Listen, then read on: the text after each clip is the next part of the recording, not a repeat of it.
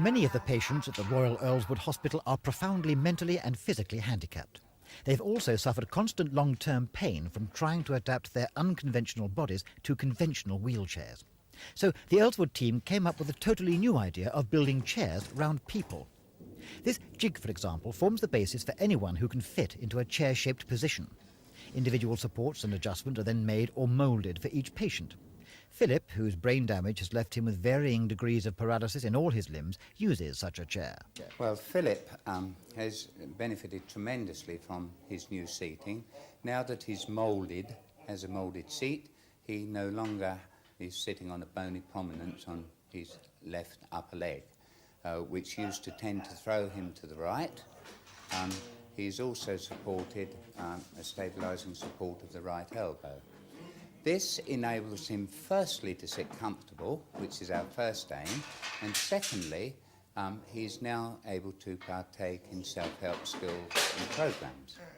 For patients like Ian, whose rigid spine cannot support his body, and Geoffrey, the solution was different. Geoffrey's legs and right arm are paralysed, he has a hump and a curved spine, he can't talk, and his mental age is 6 months.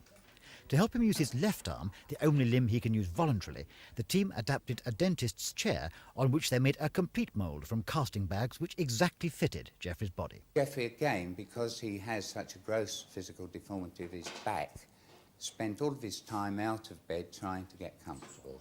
He groaned and moaned all day long and just couldn't take any interest in anything. So we had to come up with an idea of, firstly, again, making him comfortable, and in doing so, making him happy. This is terribly important because when you hear a patient crying and screaming all day, you think, where have I gone wrong? What can I do? This is what Geoffrey's now in.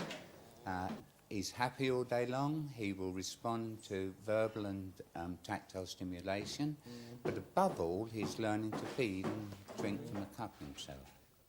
For Geoffrey, being able to hold a spoon for the first time in his 29 years, it's a huge leap forward. And for Ron Moon, who's looked after patients like Philip, Ian and Geoffrey for over 30 years, it means rather a lot too. Gives me great pleasure. They're now independent and they have something to look forward to. They're not struggling for comfort, they're partaking in their daily lives. And this is happiness.